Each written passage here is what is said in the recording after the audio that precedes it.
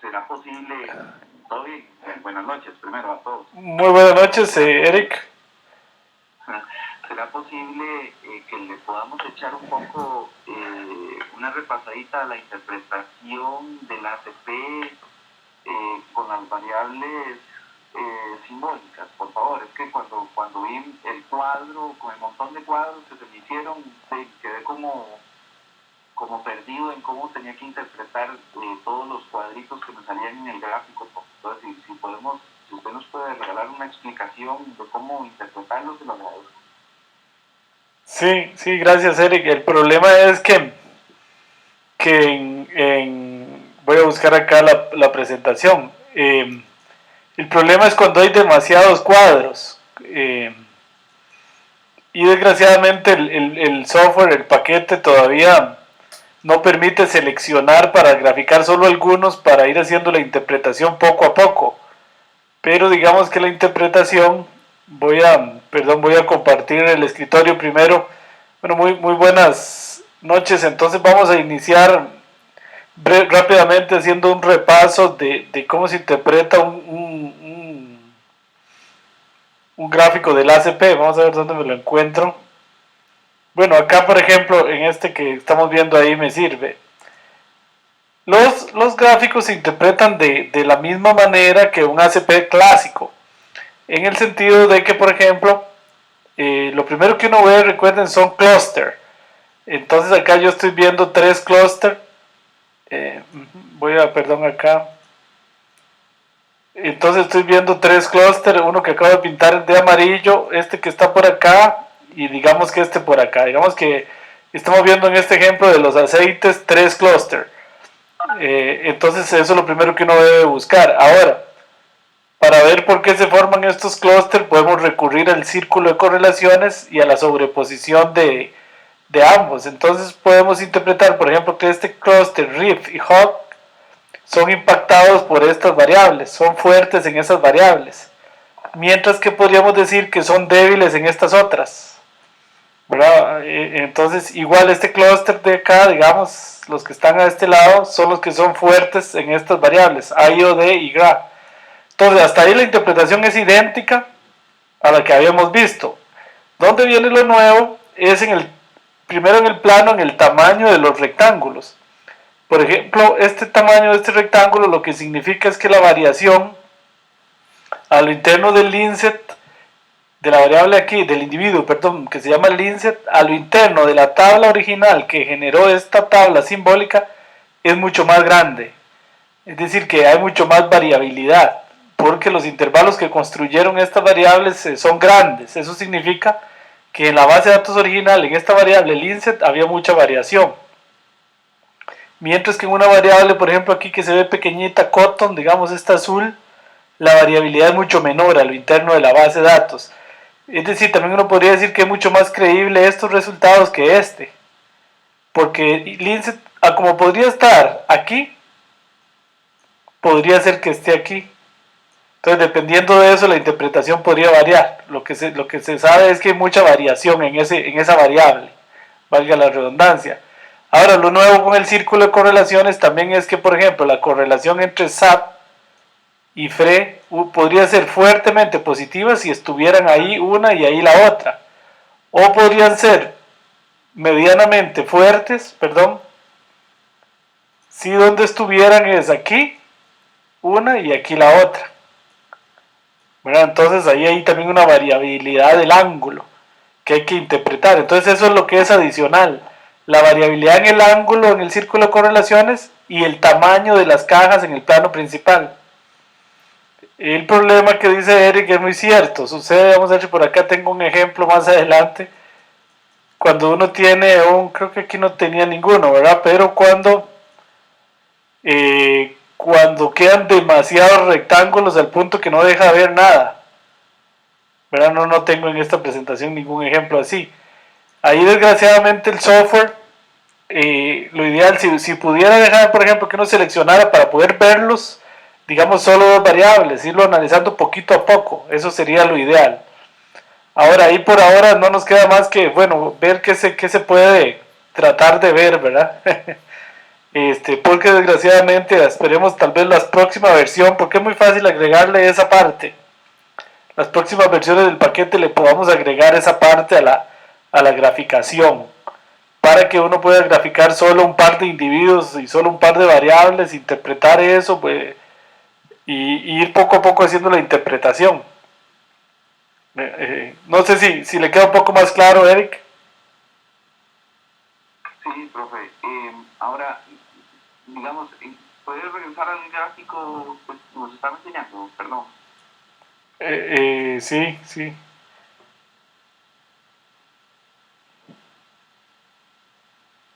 Vamos a ver, era ¿sí? Ok, digamos, ahí en este caso, el cuadrito rojo, ¿qué relación tiene con el cuadrito, con el cuadro verde, digamos? Porque en este plano uno podría decir que están en uno solo, pero si uno lo ve en una tercera dimensión, podría ser que no esté dentro del plano, dentro del verde, o yo simplemente, como está, parece que está dentro, yo lo asumo como un grupo, no sé si me explico. Sí, sí, sí. Digamos, visto en este plano, ellos lo que son son dos individuos que podrían ser muy parecidos.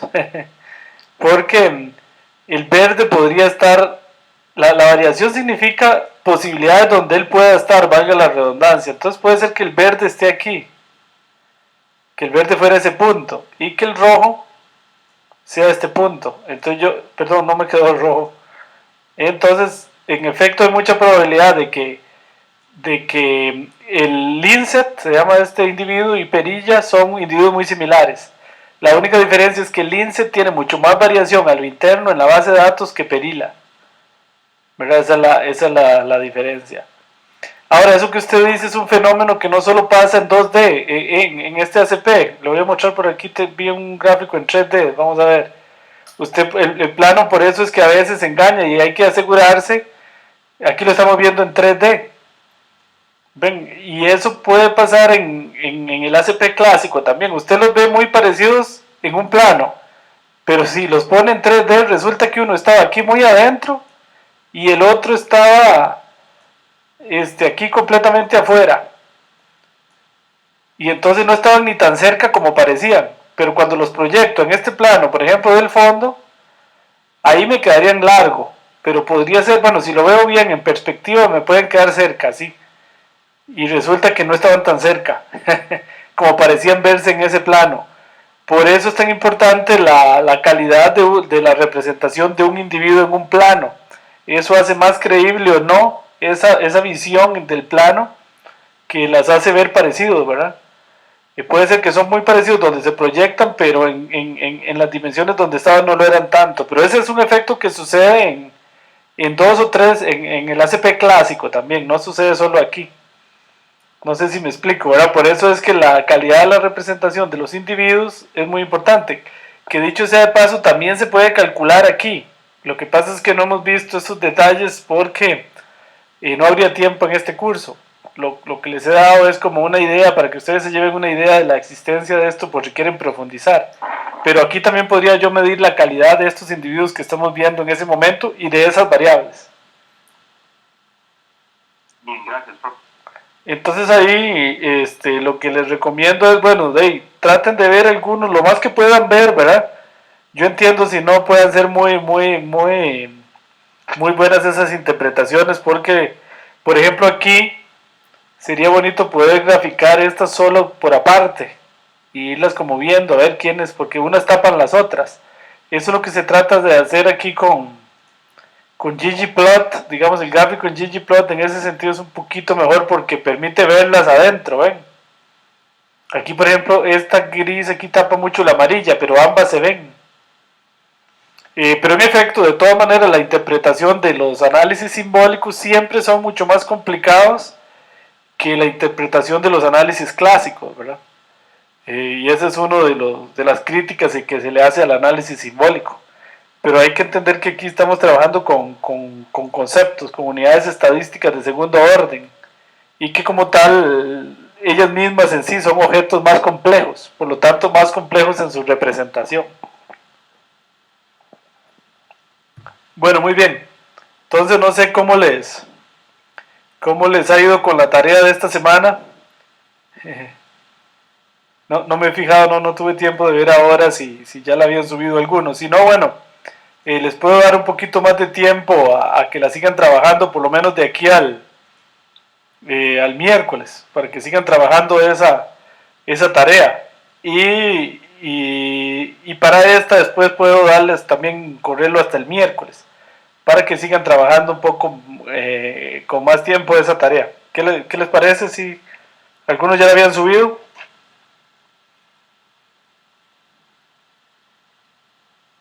Bueno, muy bien. Si no hay, entonces más tarde publico en el foro, pero les voy a dar de tiempo hasta el miércoles para que terminen de trabajar un poco el tema. Bueno, muy bien. Entonces hoy vamos a hablar de regresión, ya como, gracias Roberto, ya como último tema para terminar el curso, vamos a hablar un poquito de regresión simbólica para datos de tipo intervalo. Podríamos trabajar muchas otras cosas que se han hecho para datos de tipo simbólico, como árboles de decisión, series de tiempo, pero bueno, vamos a concentrarnos en regresión, que es un tema que está bastante trabajado en el paquete, en el RSDA. Entonces, primero vamos a recordar un poquito la regresión clásica, que ya la habíamos visto en el curso de series de tiempo. Recordemos que la regresión, la idea es aproximar una función o una variable y por una fórmula de este tipo, beta 0, que se conoce como el intercepto, más la suma de unos coeficientes beta j por xj, donde xj son las demás columnas. Qué sé yo, por ejemplo, explicar el salario con base en la edad y la profesión o el tiempo trabajado. Entonces se forma esta combinación. Y el problema de la regresión consiste en averiguar cuánto valen estos betas que me expresan la variable a predecir como una combinación lineal de los predictores. En este caso recuerden que en una regresión es muy importante tener claro que la variable a predecir es continua, es una variable numérica, no es un problema de clasificación donde yo predigo si es fraude o no es fraude, no, aquí estoy prediciendo cuál va a ser el salario, entonces es una variable numérica, por ejemplo. Entonces recordemos que estos beta se calculan minimizando el error cuadrático medio, que es minimizar la resta del verdadero valor versus la aproximación. Entonces se hace esta resta, se elevan al cuadrado, se suman y 1. Entonces se busca los beta que minimicen esto, que minimicen el error, lo que se conoce como el error cuadrático medio. Ese problema es un problema de optimización que se puede resolver de muchas maneras. Hay varios enfoques que se pueden hacer y se llega siempre a que en el caso de la regresión lineal, el beta que resuelve eso es la multiplicación de x traspuesto, donde x es la tabla de datos, por x, todo esto, la matriz inversa, por x traspuesto por y, donde y es la variable a predecir, ¿verdad? Conocida en la tabla de entrenamiento. Todo esto se hace en la tabla de entrenamiento. Así se calcula el beta. Y entonces cuando voy a predecir y techo, voy a predecir un y techo que me aproxime al verdadero valor y, se puede hacer como multiplicando x por beta techo, que es el que acabamos de calcular, y entonces así, haciendo esta multiplicación matricial es como se calcula la regresión. Este es el valor que aproxima al verdadero valor de y. Aquí y es el valor verdadero, digamos en la tabla de training, y y techo es una aproximación a y. Entonces uno dice, ¿para qué estoy calculando una aproximación de algo que yo ya tengo? Bueno, es igual que en todos los modelos predictivos. ¿Para qué? Para tener este valor de esta matriz, el valor de beta, para cuando venga un individuo nuevo, simplemente lo multiplico por beta y obtengo la aproximación. Bueno, entonces esa es la regresión clásica, ¿verdad? La regresión lineal. La regresión es un tema que uno podría hablar también por semanas, ¿verdad? Puede hacer un curso entero de esto. La regresión de Ridge Regression en inglés, o regresión con contracción, ataca un problema que es muy importante en regresión, que es cuando uno tiene muchas variables. Si uno tiene demasiadas variables, no siempre tener más variables o más columnas significa tener una mejor regresión, una mejor predicción. Entonces es un problema que se ataca desde hace bastantes años, ¿verdad? Décadas, y yo no sé si siglos, el poder eliminar variables. Hay técnicas como incluso la fuerza bruta, ir usando variables, ir quitando variables, a ver si en qué momento el resultado de la predicción mejora, quitando variables. O otra técnica es al revés, hago la regresión con una variable, con dos, con tres, hasta que en algún momento yo veo que más bien empieza a empeorar el resultado. Bueno, la regresión con contracción es una regresión que impone una penalización, lo que se llama en matemáticas una penalización a los beta. Esto es lo que se llama una penalización. Y entonces, es lo que hace es castigar los beta muy grandes. Porque recuerden que uno está minimizando esto. Entonces, aquí, si esto empieza a dar muy grande, esto se maximiza en lugar de minimizarse. Entonces, el efecto que esto tiene es que trata de hacer los beta más pequeños, que son los coeficientes de la regresión que multiplican a las variables. Ese es el efecto, por eso se llama regresión con contracción, porque lo que trata es de hacer los coeficientes de la regresión más pequeños, de manera que ojalá dieran cero. Y eso hace una eliminación automática de las variables, aunque la regresión con contracción no lo logra, simplemente las disminuye.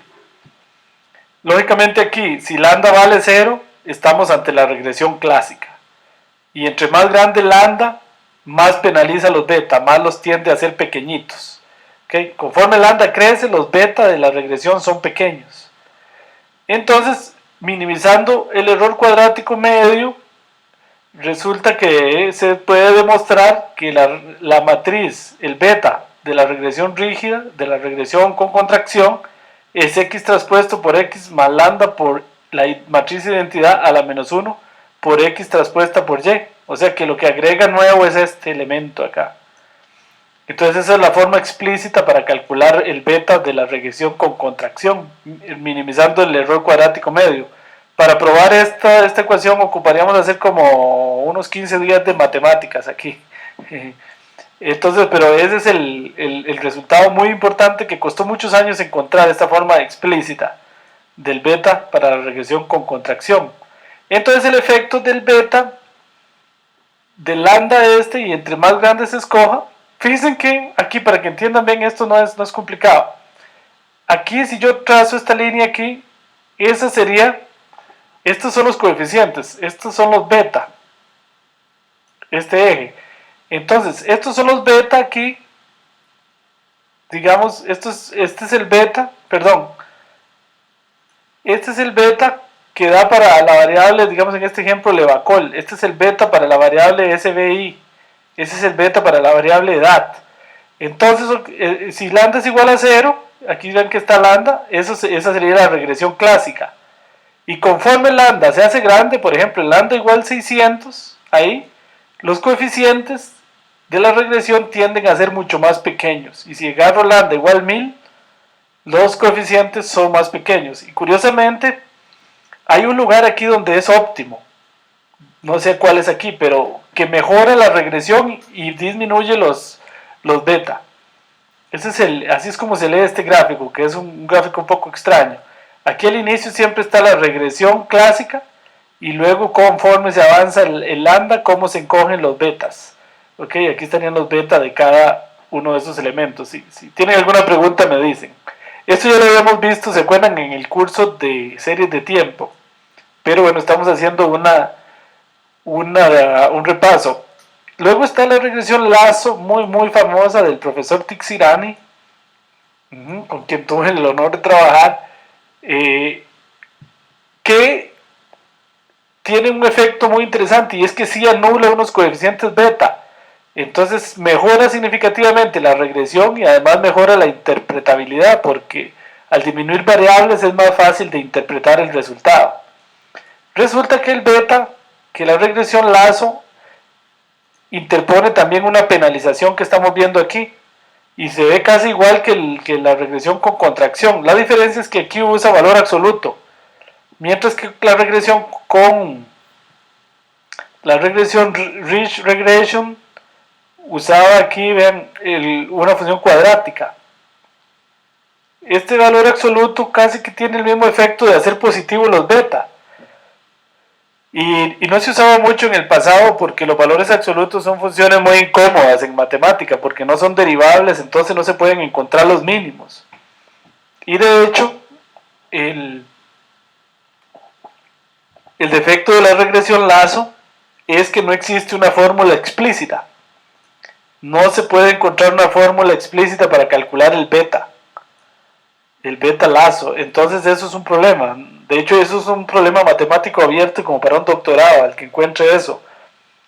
No se ha podido encontrar. Entonces, y por eso antes, hace 10, 15 años, el método lazo no era viable. Porque lo que se hace es tiro a tiro, minimizar, resolver el problema de minimización, usando descenso del gradiente o alguna cosa de estas, para encontrar para cada valor de lambda el óptimo. Eso es lo que se llama el camino de soluciones para lambda. Entonces, lo que sucede es que, perdón, voy a ir para acá. Lo que sucede es que tiro a tiro este problema de optimización es resuelto. No hay una fórmula explícita como esta. Ven, esta fórmula explícita que había para la regresión con contracción. No existe. Entonces, tiro a tiro se resuelve el problema de optimización. Claro, con el aumento de las velocidades de las computadoras a partir de los 90, este problema empezó a ser viable de irlo resolviendo a tiro, ¿verdad? Bueno, entonces lazo tiene la gran ventaja de que vean acá, igual si lambda vale 0, obtenemos aquí los coeficientes de la regresión clásica, que serían estos valores, digamos 0.7. Aquí, por ejemplo, ahora, si yo cojo lambda igual 40, por ejemplo, aquí, entonces resulta que solo estoy usando dos variables, SVI y Leibacol. Este sería el beta para Leibacol y este sería el beta casi 0 para SVI. Si cojo lambda igual, por ejemplo, 20, entonces solo uso tres variables, Leibacol, SVI y L-weight.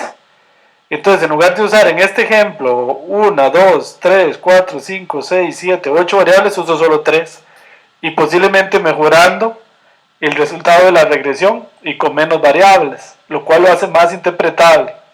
Entonces, ¿dónde está el óptimo para el lambda? Ahora vamos a ver que eso lo hace se hace usando cross validation o validación cruzada. Pero por dicha el programa ya lo hace a lo interno, por dentro. No es que hay que hacerlo a pie como lo hemos hecho en otros cursos. Vamos a ver si tengo alguna pregunta. No. Bueno, muy bien. Entonces, un tema matemático ahí que en realidad lazo, cuando uno usa valor absoluto, digamos que aquí estas son las restricciones del problema de regresión, chocan con una esquina y por eso es que elimina variables. Digamos, beta 2 vale esto, pero a beta 1 le asigna 0. Mientras que en Ridge Regression aquí encuentra el óptimo, entonces esto valdría beta 1 y esto valdría beta 2.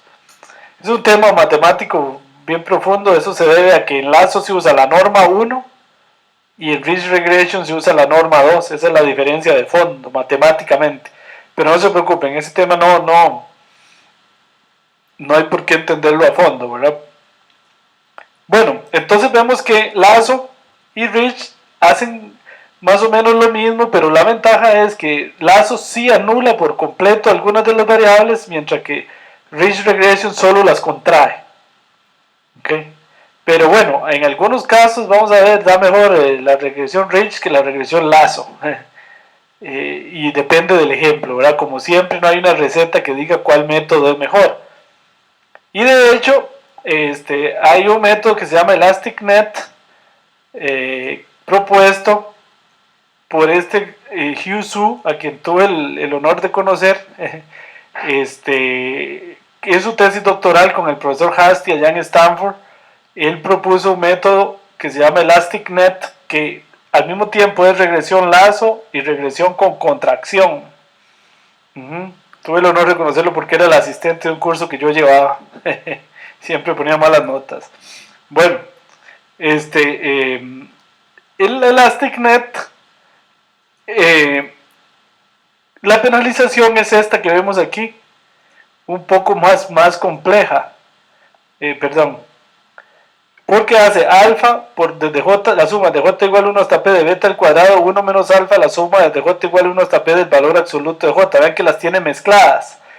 Ahora, vean que si alfa vale 1, esto desaparece, porque 1 menos 1, 0, y entonces queda la regresión Rich o con contracción. Mientras que si alfa vale 0, entonces más bien se va a esta parte y queda esta parte. Entonces quedaría la regresión lazo.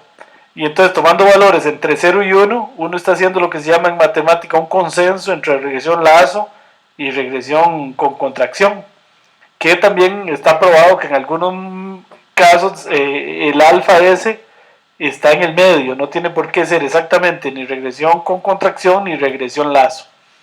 Entonces este es modelo propuesto por Hugh Su y con el profesor Hastings, su tesis de doctorado. Es un tema interesante. Esa es una generalización de ambas cosas. En el fondo, bueno, aquí está desde el punto de vista de la norma matemática, cuál el ElasticNet sería perdón, ahí se me perdió el mouse, que se me hizo el mouse. Ok, no sé qué le pasó a mi mouse. Se le gastó la batería. Bueno, entonces aquí esto sería lo que es una esfera usando ElasticNet, la roja. El triángulo es usando lazo y la negra es usando regresión con contracción. Bueno, aquí se me fue el mouse, entonces tengo que usar el mouse de la portátil. Bueno, ahora, ¿cómo generalizar esto a datos de tipo intervalo? Hasta ahora todo lo que vimos es para datos clásicos. Resulta que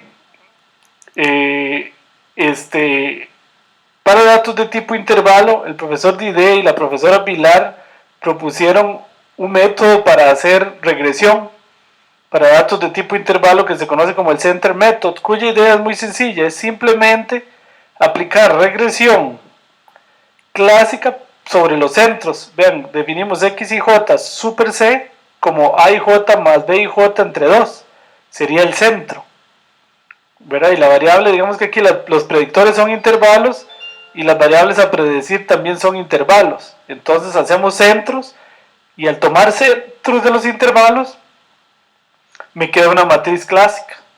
Y simplemente entonces en esa matriz clásica, digamos que hay un ejemplo, esos son los intervalos. Este es un ejemplo del libro de Lini Vilar, que es el pulso, el systolic pressure y diastolic pressure, que son medidas ahí para ver cómo está uno de la presión y esas cosas. Bueno, estos son datos de tipo intervalo que vamos a usar, pero entonces ahí la idea es, entonces por ejemplo, a estos intervalos tomarles 48 más 68 dividido entre 2, 90 más 110 dividido entre 2, 50 más 70 dividido entre 2 y hacemos una matriz de centros. Esa matriz de centros es una matriz clásica. Entonces a esa matriz le aplicamos una regresión clásica. Esa es la idea de ellos. De la siguiente manera, entonces x super c sería la matriz de centros. Entonces el beta techo se calcula igual que en la regresión clásica, nada más que todos estos son los centros de los intervalos. Y entonces lo que uno hace para predecir el mínimo y el máximo del intervalo, porque queremos hacer una predicción que sea de tipo intervalo, es multiplicar xl, x lower, quiere decir el mínimo del intervalo. Entonces el vector de mínimos por el beta, para predecir el mínimo.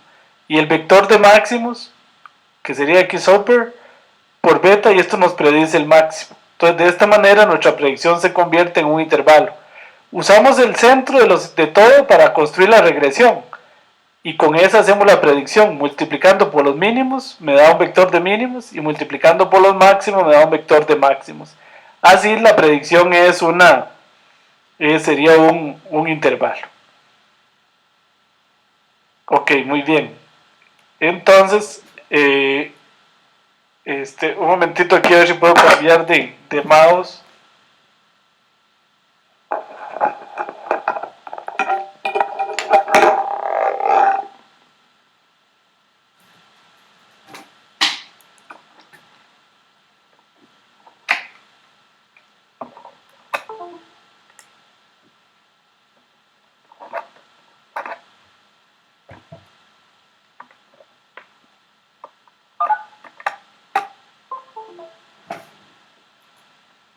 Okay. Muy bien, disculpen ahí, es que estoy poniendo un mouse alámbrico porque se me fue el mouse inalámbrico.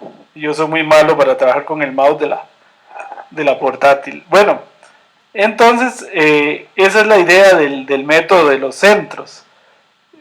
Luego hay otro método que fue propuesto por un brasileño, dos brasileños, Lima Neto y de Francisco de Carvalho, que se conoce como el método de los centros y los rangos. El método de los centros y los rangos lo que hace es igual que en el método de Millar, calcular los centros de los intervalos y aplica una regresión sobre los centros, pero también calcula lo que se llaman los rangos, que los rangos serían como los tamaños del intervalo. Vean que si el intervalo es AB, A, B, entonces el rango, la medida del intervalo es B menos A dividido entre 2. Digamos, si aquí está el intervalo, entonces es la medida del intervalo dividido entre 2. Simplemente cuánto mide la mitad del intervalo, más o menos cuánto mide esto para llegar al centro. Esa sería lo que se conoce como el rango. Entonces la idea del método de Carvalho es así. Él hace una regresión con los centros y calcula el beta para los centros. Hace una regresión, esta C quiere decir de los centros y esta R quiere decir los rangos. Hace una regresión para los rangos. Y luego entonces predice el centro, hace una predicción de los centros usando este beta y hace una predicción de los rangos de los intervalos usando este otro beta.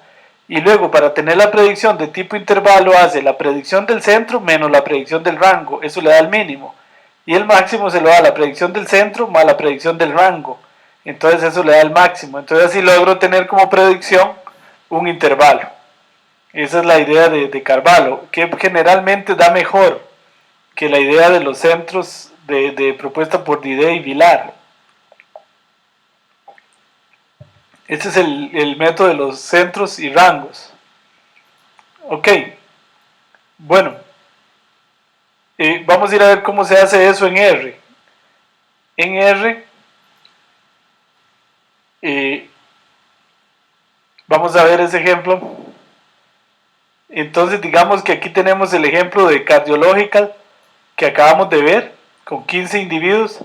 Hay dos Cardiological, uno completo y uno más corto que es el que usa Villar. El completo tiene 15 filas y el otro más corto, si mal no recuerdo, tiene 8. Ahora vamos a ver, bueno, vamos a usar el completo, que es con 15. Entonces aquí leo la tabla simbólica con read sim table y bueno, ahí están los datos, ahí está el ploteo de esos datos, que serían puros rectángulos en este caso, ¿verdad? Usando pulso y systolic. Ahora hago una regresión clásica, se hace con sim lm y se funciona exactamente igual que la regresión clásica. Yo voy a predecir pulso usando las variables systolic y diastolic, estas dos variables. Los datos van a estar en CardData, es el que le acabo de leer aquí, que se llama Cardiological Data. Lo puse en una variable que se llama CardData, que no son carros, es Cardiological Data. Y entonces ahí se hace la predicción. Y aquí en método, yo le digo qué método quiero usar. CM quiere decir Center Method. Entonces ahí me hace la predicción de regresión usando Center Method.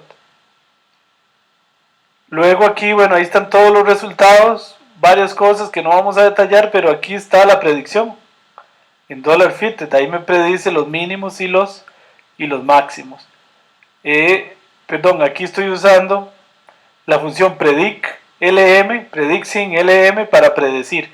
Ahora aquí estoy usando para predecir, estoy entrenando y prediciendo con los mismos datos, con card data, por lo que hay un cierto overfitting ahí, ¿verdad? Estoy usando como tabla de training y de testing la misma tabla, solo para efectos ilustrativos académicos. Entonces estoy usando este res cm, es el que me dio aquí la corrida del modelo, ese sería el modelo, y aquí hago la predicción. Okay. Y entonces aquí luego se calculan varios índices de calidad. El error cuadrático medio fue 16 de los mínimos. Este es el error U, es de los máximos. Estas son las funciones que vienen con el paquete. Fue esto. Y la correlación, ¿de quién? De la predicción de la verdadera variable contra la predicción. Aquí estamos también calculando los errores de la variable, que es la que estamos prediciendo, la número 1, versus la predicción que acabo de obtener. Entonces vemos que la predicción no es muy buena. Las correlaciones, estamos calculando las correlaciones, aunque la correlación no es una muy buena manera de medirlo, pero lo estamos haciendo, midiendo la correlación cuadrática de la predicción versus el verdadero valor, y también el error cuadrático medio. Es decir, que eso sería bueno si esto es muy pequeño y si esto es muy grande. Entonces vemos que la predicción no es tan buena. Por eso yo comprendí que en el libro de Vilar se usa Cardiological, uno que yo ya tengo en el paquete, que se llama Data Cardiological, que solo tiene 10 filas. Le quitaron 8 filas. Si uno lo corre con esos datos, con Center Method, resulta que mejora bastante las correlaciones y disminuyen los errores cuadráticos medios. Ok, el Center y Range Method se corre igual, exactamente igual, nada más que aquí en Method se le pasa CRM, ¿ven? Y ahí se corre el método de centros y rangos. Y aquí está la predicción también, que es un intervalo. Y como pueden ver, mejora, por lo menos en los super, en los máximos de los intervalos mejora bastante. Y si usamos Cardiological nada más, la versión con 10 filas nada más, que es la que viene en el libro, el INI Vilar, mejora mucho, disminuye mucho el error cuadrático medio y aumenta bastante la correlación. Bueno, así sería como se corre el método de centros y el método de centros y rangos en R, con el paquete ASDA. Si tienen alguna pregunta. Profe, los datos de prueba, ¿cómo los ingresan? ¿Hay que convertirlos igual a simbólicos y demás? ¿O cómo le podríamos meter un dataset para aplicar pruebas? Ajá, usted dice para no hacer lo que acabo de hacer, de usar testing lo mismo que training. Sí, correcto. No, exactamente igual que en un caso clásico. Aquí lo estamos viendo en la pantalla, nada más que aquí ven que yo leo Cardiological y lo dejo en Card Data, y aquí hago construyo el modelo usando esos datos y construyo la predicción usando esos datos, pero no, ahorita lo vamos a hacer más adelante con otro ejemplo, pero no, simplemente yo leo otra tabla, digamos que se llama Card Data puntos nuevos, y se lo paso aquí a Predict. No sé si le queda claro, Eric, se lo paso aquí al método Predict. Ahora sí, tengo que leerlo. Y sí, tiene que ser una matriz con exactamente el mismo formato que esta. Tendrían que ser datos de tipo intervalo y todo, ¿verdad? Exactamente con el mismo formato. ¿Sí, sí le queda claro? Creo que era Eric el que me hablaba, ¿sí? Sí, señor. Gracias. Ahorita más adelante viene un ejemplo, ya donde no uso la misma tabla para testing. Muy buena pregunta, Eric, muchas gracias. Bueno, entonces el trabajo de Rich Center Method, que propusimos hace un par de años allá en mi trabajo de postdoctorado, más o menos, la idea es sencilla, es simplemente hagamos lo mismo que hace Center Method, pero en lugar de usar regresión clásica, usemos regresión con contracción. Entonces yo calculo los centros, y los centros de la variable a predecir y de los predictores, y hago la regresión de centros. Pero para hacer esta regresión de centros no uso regresión clásica, sino que uso regresión con contracción.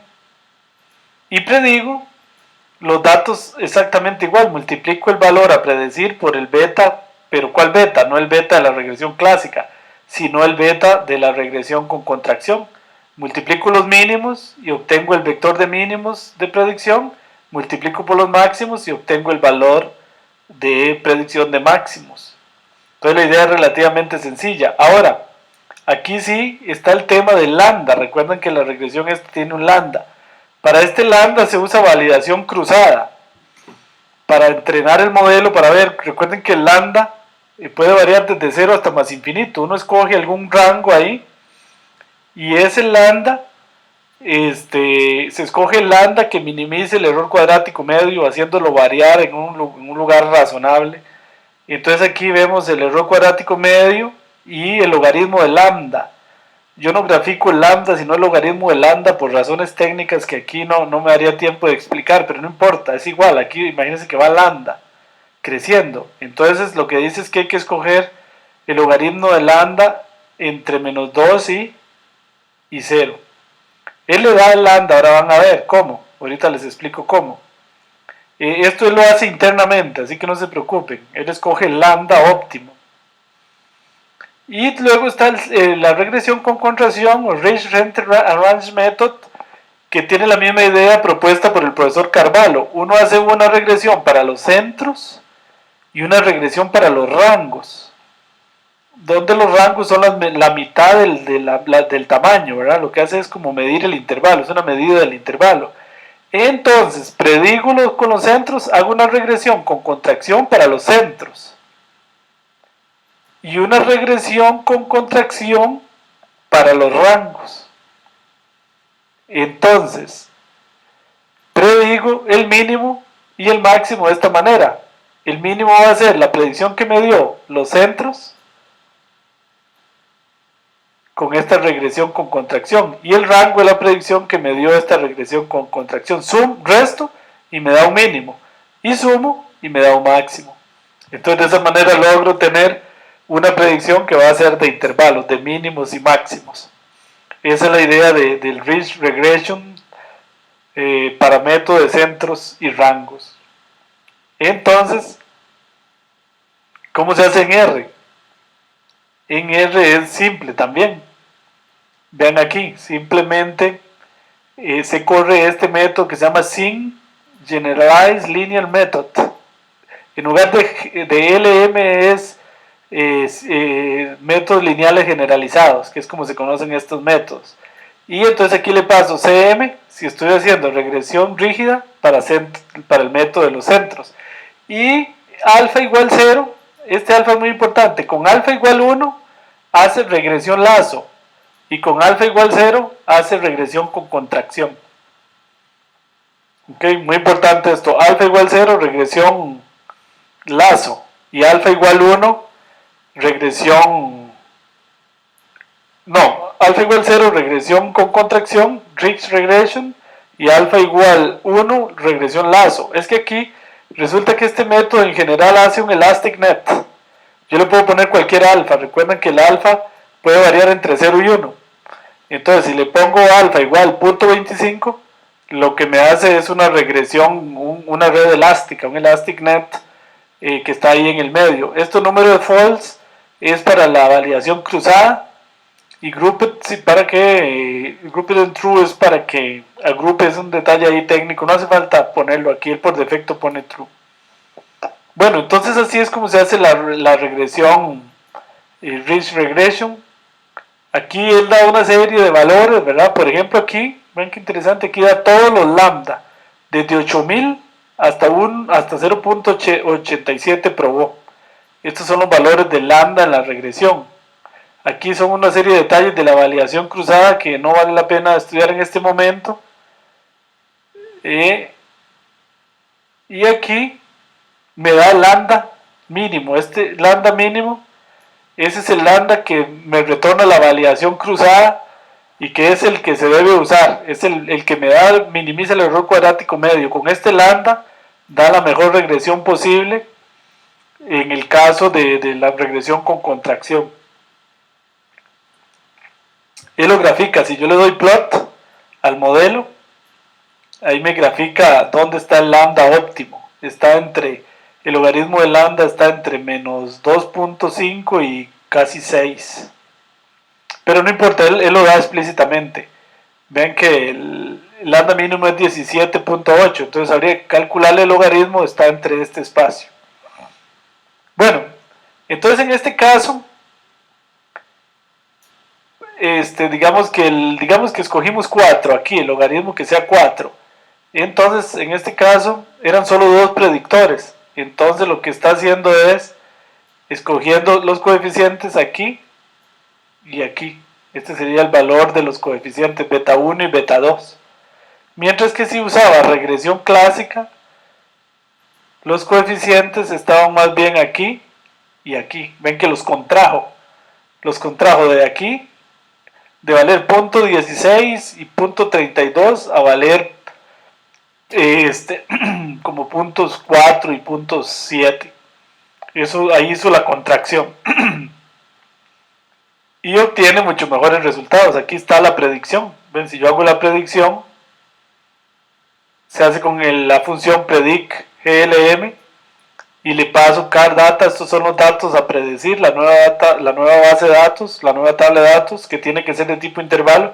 Aquí igual estoy usando los mismos datos que usé para entrenamiento para predecir. Y le paso cm igual, que va a usar el método de los centros. Ok, y aquí está la predicción. Ok, y se ve que los errores cuadráticos medios son parecidos a la regresión. Ahorita lo vamos a comparar, pero las correlaciones mejoran bastante. Y si uso Cardiological con 10 datos nada más y vemos los resultados, aquí están todos los resultados, da bastante información. Aquí está el lambda mínimo y se ve que ahí está el ploteo de las variables. Aquí está la predicción y se ve que los errores cuadráticos medios se disminuyen bastante y que las correlaciones, vean que este error cuadrático medio ya dio muy bajo y las correlaciones aumentan. Ok, muy bien. Bueno, ahora sí, ¿cuál es la idea de lazo para datos de tipo intervalo? Bueno, más o menos la misma idea, es relativamente sencilla. Nada más que aquí, tiro a tiro hay que optimizar esta función, porque no hay una fórmula cerrada. No la hay en el caso clásico, menos en este. Entonces, igual, yo lo que hago es en el centros, métodos, hacer una predicción, pero usar el beta que me da lazo. Calculo los centros y hago esta regresión lazo. Igual, para predecir multiplico los mínimos por el beta que me dio lazo y los máximos por el beta que me dio lazo, y de esta manera obtengo la predicción de tipo intervalo. ¿Cómo calculo esta optimización? Usando los centros de los intervalos. Y para el método de centros y rangos la misma historia. Yo hago una regresión con los centros, optimizando esta función, y una regresión para los rangos, optimizando esta función. Entonces, luego para predecir, igual, predigo los centros con el primer lazo, con este. Y predigo los rangos con este. Y entonces aquí hago la resta y me da el mínimo de la predicción, y hago la suma y me da el máximo. Y igual el beta se calcula usando validación cruzada, pero en el lambda. Ok, ¿cómo se hace esto en R? Pues muy fácil, lazo, se usa igual sim glm, la única diferencia es que le paso aquí alfa igual 1. Eso es todo. CM si quiero método de centros y CRM si quiero método de centros y rangos. Entonces ahí me da toda la información, igual que el otro método, me da el ploteo de las variables y me da la predicción. Yo hago predict, le paso aquí center method y le paso el lazo, el resultado que me dio el lazo, y aquí me da la predicción.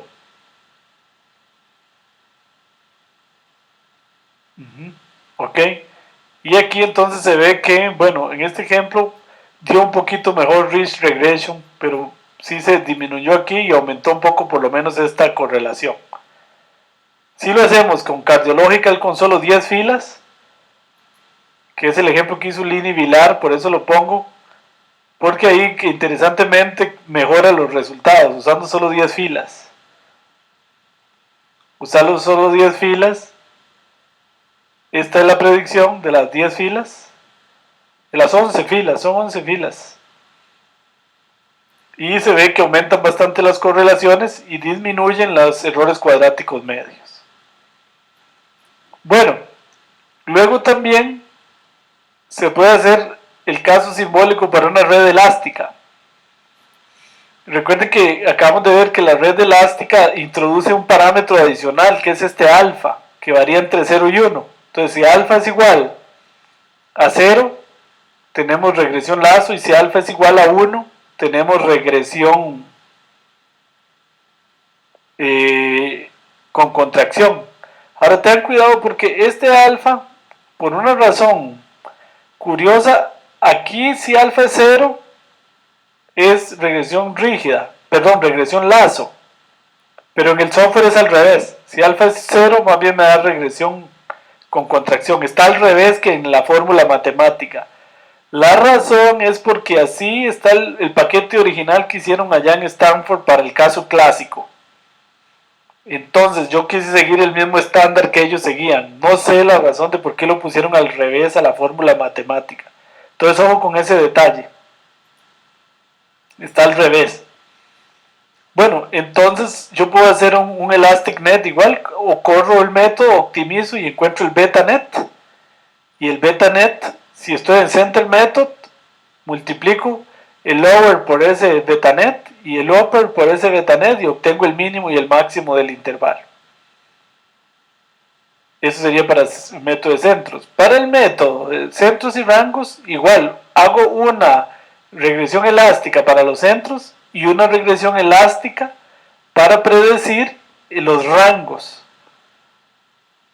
Entonces, luego igual que hemos venido haciendo con la predicción de centros, tengo estos centros y le sumo y le resto. En este caso le resto la predicción de rangos y me da el mínimo, y en este caso le sumo la predicción de rangos y me da el máximo. Y entonces de esa manera logro tener intervalos de predicción con Elastic Net. Igual de nuevo el lambda se hace usando validación cruzada. Ahora la pregunta de los 100 pesos aquí es ¿cuál es el alfa óptimo? Entonces igual se podría hacer con otra validación cruzada, lo cual complica bastante el asunto. Pero lo que yo hago, van a ver ahora en R, para el Elastic Net es simplemente esto.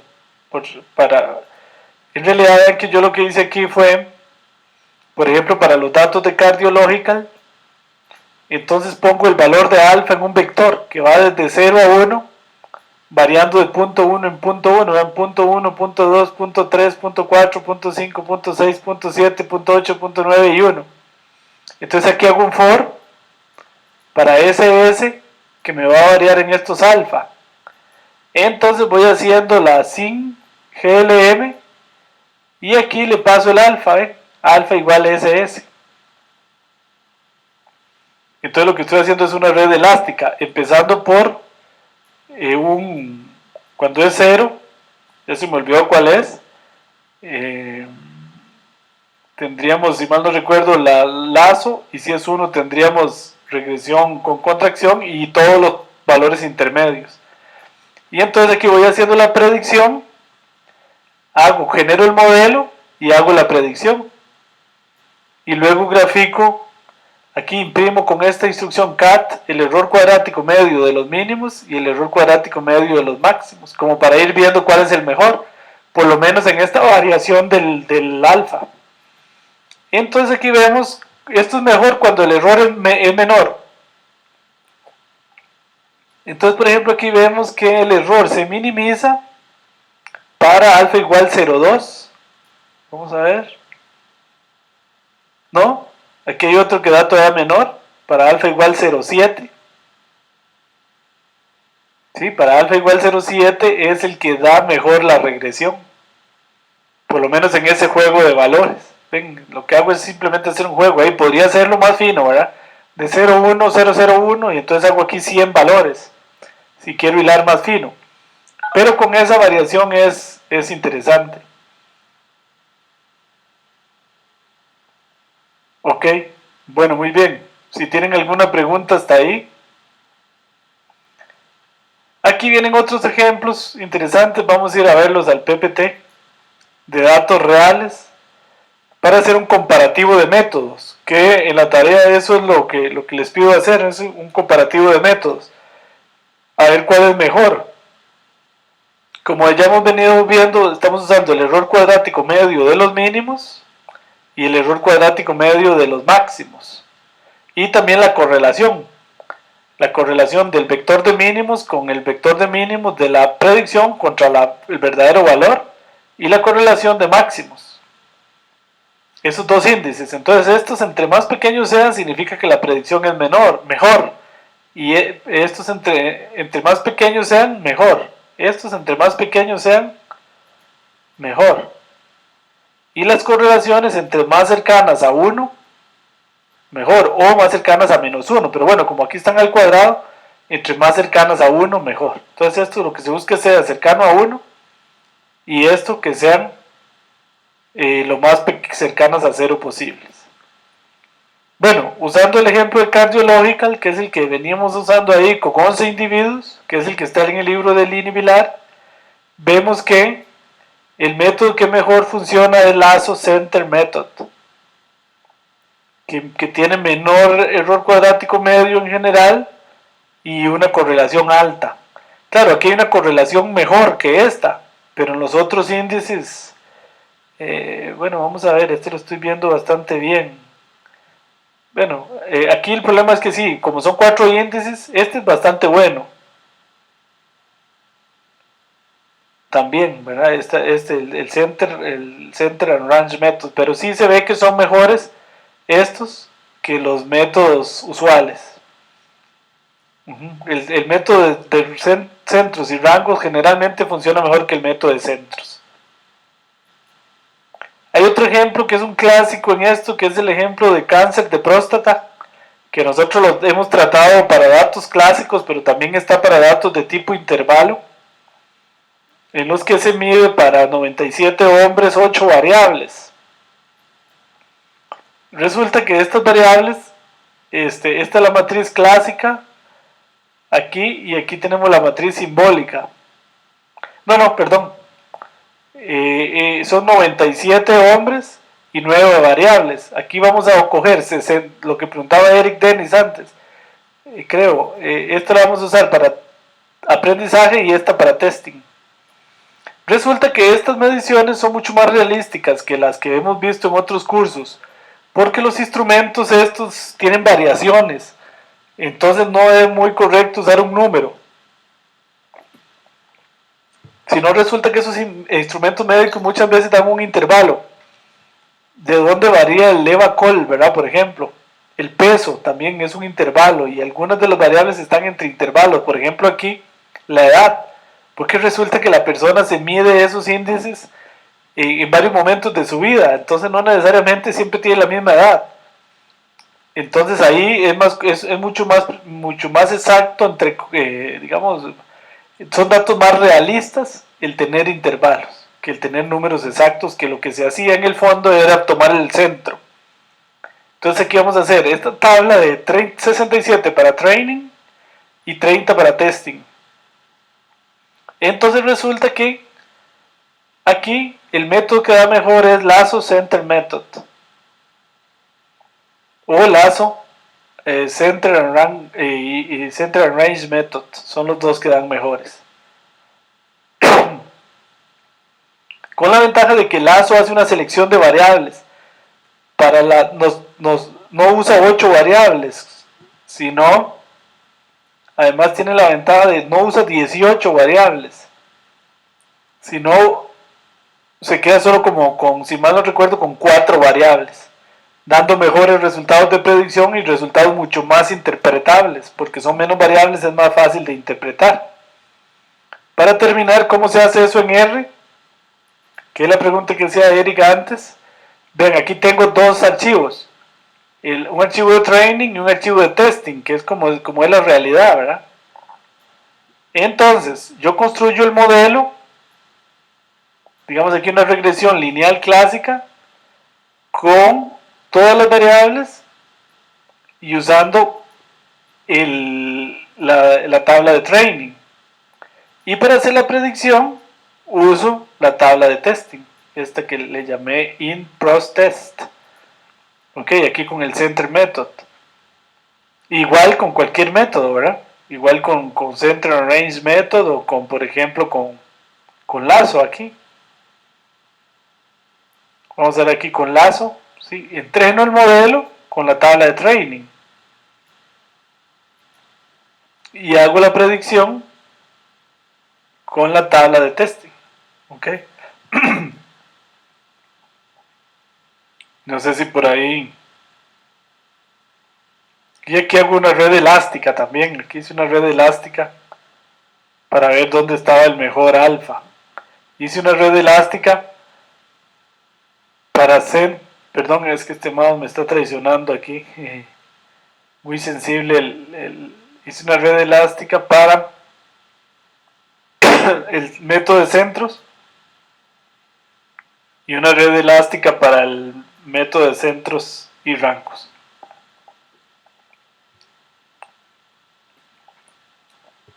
Bueno, no sé si tienen alguna pregunta.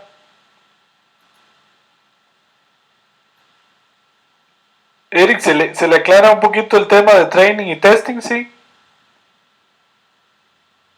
Sí, profe, gracias. Bueno, entonces,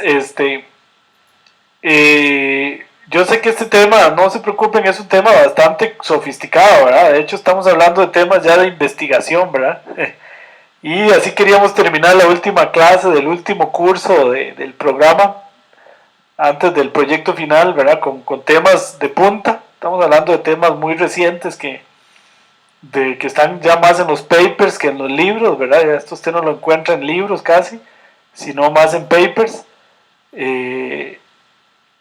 Y la idea es que ustedes por lo menos se queden con una noción de esto, ¿verdad? No se preocupen, que no pretendo que entiendan estas fórmulas a fondo, sino que sí, pero por lo menos les quede la idea intuitiva de lo que estamos haciendo y lo puedan aplicar en casos reales, ¿verdad? Hay casos, en casos médicos, por ejemplo, ha demostrado que estas técnicas proporcionan resultados más cercanos a la realidad que los resultados que se obtienen usando solo los centros, porque hay muchas máquinas, muchísimas máquinas en medicina y en otras ramas que miden intervalos, no miden datos. Entonces lo que se hace es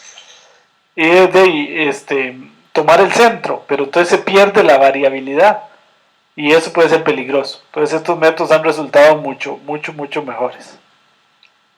Bueno, muy bien, si tienen alguna pregunta.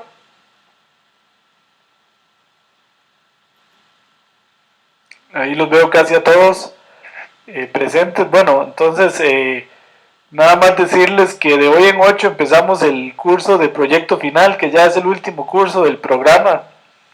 Y realmente ha sido muy intenso, ¿verdad? Yo les agradezco mucho que hayan estado todos estos meses con tantas tareas y tantos trabajos que les hemos dejado Fabio y este servidor. Todas tareas muy largas y difíciles. Pero bueno, yo siento que la idea es que han aprendido bastante y los que terminan el programa, que no son todos, ¿verdad? Hay muchos que se han quedado en el camino, lo están terminando aprendiendo de verdad, ¿verdad? Que es lo que interesa. De hoy en 8, iniciamos el proyecto final. Y como ahí tenemos un poquito más de tiempo, son 2 meses, entonces lo que hacemos es que la tarea 3, les vamos a dar tiempo hasta el miércoles. Y la tarea 4, también la corremos un poquito, hasta el 21, digamos, para que tenga un poquito más de tiempo para trabajar ambas tareas. No son difíciles porque si bien los conceptos de fondo son bien complicados, lo que estamos haciendo es aplicando, digamos, no les he hecho preguntas así como teóricas porque no, yo sé que eso requeriría mucho tiempo, sino más bien de aplicación de estas técnicas a algunos datos que yo les proporciono y ojalá algunos que ustedes tengan. Si tienen alguna pregunta o algún comentario, con mucho gusto. Esos temas para estudiarlos a fondo, les voy a compartir el escritorio otra vez. De ahí lo que conviene es aquellos que les interese. Está este libro de Lini Vilar, ¿verdad? Ese es el libro a leerse. Perdón.